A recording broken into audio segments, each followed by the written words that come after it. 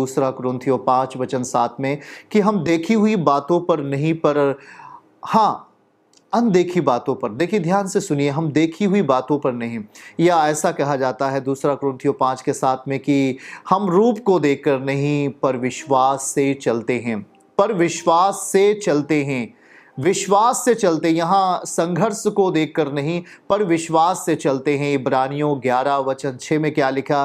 परमेश्वर की प्रसन्नता इसमें है कि हम विश्वास करें, परमेश्वर की खुशी इसमें है कि हम विश्वास करें, ऐसा इब्रानियों 11:6 में लिखा है। वहाँ लिखा है कि विश्वास बिना उसे प्रसन्न करना होना है, अर्थात यदि हम विश्वास में रहें तो परमेश्वर की खुशी, परमेश्वर की प्रसन्नता हम में है। यहाँ ये नहीं लिखा संघर्ष करेंगे परमेश्वर हमारे साथ होगा, संघर्ष करेंगे परमेश्वर हमारी मदद करेगा, संघर्ष करेंगे वो हमारे लिए बहुत बड़ी आशीष देगा, पर कहता है विश्वास करने वालों के लिए, विश्वास बिना उसे प्रसन्न करना अनहोना है। मतलब हम परमेश्वर की प्रसन्नता का भाग तब बन सकते हैं जब हम परमेश्वर के साथ विश्वास में रहेंगे, मतलब विश्वास योग्यता में जीने के लिए अपने आप को तैयार करेंगे। हालेलुया। याद रहे कि परमेश्वर हमेशा ये चीज़ कहा करते हैं कि अगर तुझे मेरी सामर्थ्य को देखना है, अगर तुझे मेरे प्रगटीकरण को देखना है तो मुझ पर विश्वास करके हर एक आत्मिक काम को पूरा करना होगा। अब ये केवल आप नहीं कह सकते कि मैं केवल विश्वास करूँगा, मैं केवल विश्वास करूँगा, ये भी नहीं होनी चाहिए। मतलब कि आप विश्वास करना है, मतलब उसे करना है। विश्वास और कर्म हमारे आत्मिक जीवन को परिपूर्ण दशा प्रदान करेंगे। अभी हम इस समय क्या कर रहे हैं? विश्वास के साथ अपने कर्मों को कर रहे हैं, हम अपने कर्म को कर रहे हैं, आप अपने कर्म को कर रहे हैं, और फिर मीटिंग के बाद, प्रेयर के बाद अपने कर्म को आप करेंगे। तो सारी चीज़ों में विश्वास की आत्मा जुड़ी होनी चाहिए। बगैर विश्वास की आत्मा के परमेश्वर की प्रसन्नता हमारे लिए नहीं है। और याद रहे, अगर परमेश्वर की प्रसन्नता हमारे लिए है तो वो हमारे लिए क्या कर सकता है? यदि हम विश्वास के साथ जिए तो हमारे लिए क्या कर सकता है? बाइबल का वचन यशायाह 49:8 को अगर हम पढ़ेंगे तो बाइबल कहता है, उसे हम आपके लिए पढ़ लेते हैं। परमेश्वर की प्रसन्नता हमारे लिए उद्धार लेके आती है, परमेश्वर की प्रसन्नता हमारे लिए उद्धार को जन्म देती है। लिखा कैसे है? यहोवा यो कहता है, अपनी प्रसन्नता के समय मैंने तेरी सुन ली है, मैंने तेरी सुन ली है। मतलब हमारी तैयारी परमेश्वर को पसंद आनी चाहिए।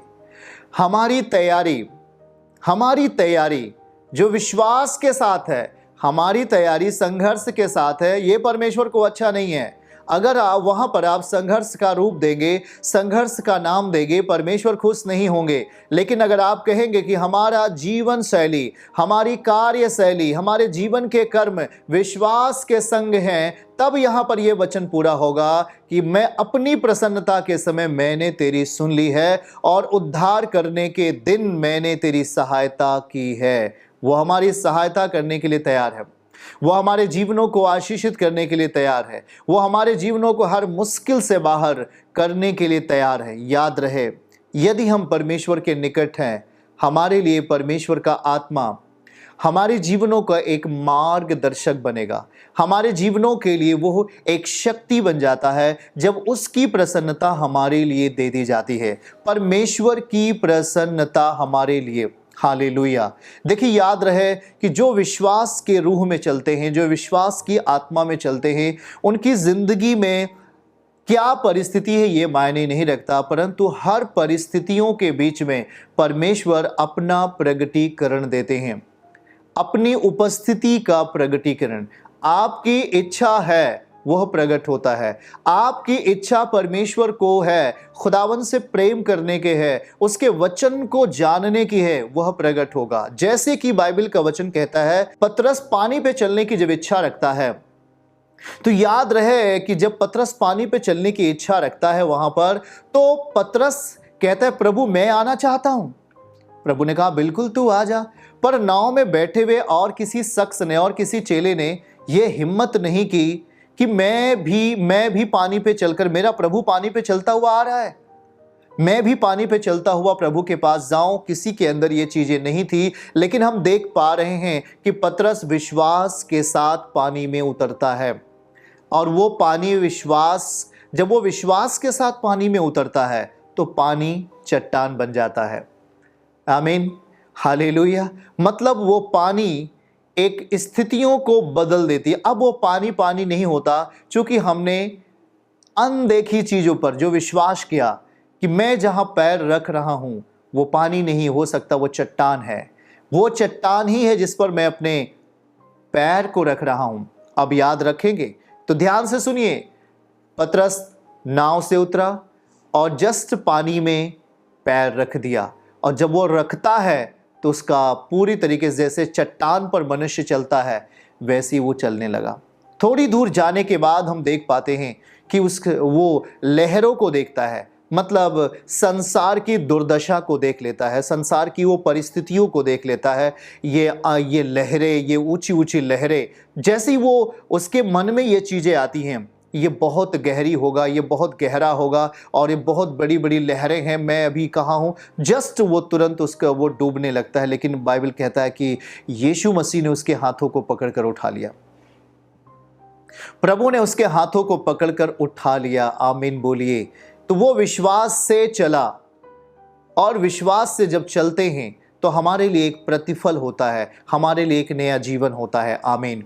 बाइबल कहता है, जब उत्पत्ति अध्याय 4 पढ़ेंगे, 24 और 25 में जाएंगे, तो वहां हनोक नाम का व्यक्ति जो परमेश्वर के साथ उस टाइम में विश्वास योग्यता में रहा, वो नए नियम को पूरा कर रहा था, वो विश्वास के साथ 300 वर्षों तक परमेश्वर के संग संग संग संग चलता रहा।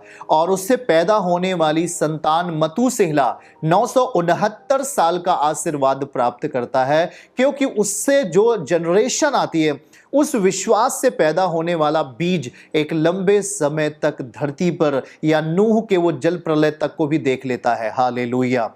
ध्यान से समझिएगा इस बात के लिए कि हनोक जो परमेश्वर के साथ 300 साल वो संग संग रहा, और प्रार्थना विश्वास मतुसेला के जन्म के बाद हनोक 300 वर्ष तक परमेश्वर के साथ साथ चलता रहा, और भी उसके बेटे बेटियां उत्पन्न हुई। हम आपको ये बताना चाहते हैं, हनोक कोई परमेश्वर नहीं था, हनोक कोई ऐसी दैवी शक्ति नहीं था, पर वो हमारे आपके जैसा एक सामान्य, एक पारिवारिक आदमी था। यहां लिखा है बेटे और बेटियां, उसके पत्नी थे, बच्चे थे, खेती बाड़ी थी। इस पारिवारिक दशा में रह करके हनोक नाम का व्यक्ति परमेश्वर के साथ कितना गहरा संबंध बना सका। तो क्या आप नहीं बना सकते? क्या आप नहीं कर सकते? यहां पर लिखा है और मतूसेला जो 969 वर्ष तक आशीर्वाद प्राप्त किया, यह हनोक की प्रार्थना और परमेश्वर के संग चलने का एक परिणाम है। हालेलुया। हम जानते हैं कि मतूसेला 365 वर्ष तक वो धरती पे रहा। उसके बाद परमेश्वर पिता ने इस धरती पर उसे मरने नहीं दिया। भाई बहन, वो जीवित उठा लिया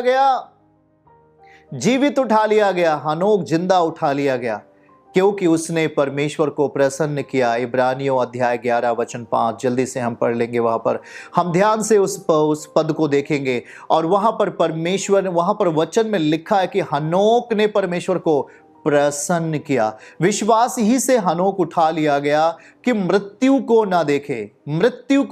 मतलब यहां पर अगर हम ध्यान से देखें तो विश्वास मृत्यु को हरा देता है। विश्वास मृत्यु को हरा देता है, और उसका पता नहीं मिला, क्योंकि परमेश्वर ने उसे उठा लिया था, और उसके उठाए जाने से पहले उसकी गवाही दी गई कि उसने परमेश्वर को खुश किया था, परमेश्वर को प्रसन्न किया था। याद रखें भाई बहन कि परमेश्वर की प्रसन्नता होती कैसे है, वो कैसे खुश होता है। याद रहे कि हम अपना सारा धन उसे दे दें, अपना जमीन जायदाद उसे दे दें, और विश्वास के प्रक्रिया को पूरा ना करें, आत्मिक प्रक्रिया को अपने जीवन में पूरा ना करें, तो परमेश्वर कभी खुश नहीं होते हैं। क्योंकि परमेश्वर आत्मा है, वह एक आत्मिक परमेश्वर है, और आत्मिक परमेश्वर को आत्मिक रीति से ही उसे प्रसन्न किया जा सकता है, शारीरिक रीति से बिल्कुल भी नहीं। अब यहां हनोक उठा लिया गया क्योंकि उसने परमेश्वर को प्रसन्न किया। पौलुस क्या लिख रहा है? इफिसियों 5 अध्याय वचन 10 को जब पढ़ेंगे तो पौलुस कहता है कि परमेश्वर को क्या पसंद है, मतलब खुदावन को क्या चाहिए, उसके इच्छा के अनुसार ही हमें कार्य करते रहना चाहिए। लिखा कि यह परखो कि प्रभु को क्या भाता है। हम अपने जीवन में बहुत बार चूक जाते हैं, बहुत बार चूक जाते हैं। परमेश्वर को प्रसन्न करने के बजाय हम शैतानी आत्माओं को खुश करते हैं। मतलब वो रूहें, वो बदरूहें जो जो जो तमाम बुरे विचारों को पैदा करती हैं, जो गुनाह को बढ़ावा देती हैं, जो पाप और व्यभिचार को बढ़ावा देती हैं और जो सांसारिक वा कहें शारीरिक बल को बढ़ावा देती हैं, लड़ाई और झगड़े और नशा और तमाम प्रकार की ऐसी गंदी चीज़ों को बढ़ावा देने वाली दुष्ट आत्माओं को हम खुश कर देते हैं। याद रहे कि यदि हम परमेश्वर को खुश करते हैं तो परमेश्वर अपने चिन्ह को या अपनी पहचान को अभिषेक के साथ आपके जीवन में देने का काम करेंगे। बाइबल क्या कहता है? यीशु मसीह ने पिता को खुश किया। मतलब जो कुछ पिता कहते थे, प्रभु यीशु मसीह जो पुत्र के रूप में थे और हमारे लिए प्रभु ठहरे, प्रभु हैं, उन्होंने पिता को खुश किया। अब दूसरी तरफ जब पीछे जाइएगा तो उत्पत्ति में जब हम पढ़िएगा तो अब्राहम ने परमेश्वर को खुश किया। उसने विश्वास और कर्म दोनों को संग रखा। ऐसा ही नहीं केवल विश्वास, पर उसने जब बेटे के बलिदान की बारी आती है, जब वहां पर आता है तो वो भी नहीं रुकता है, वो उस काम को करने के लिए तैयार हो जाता है।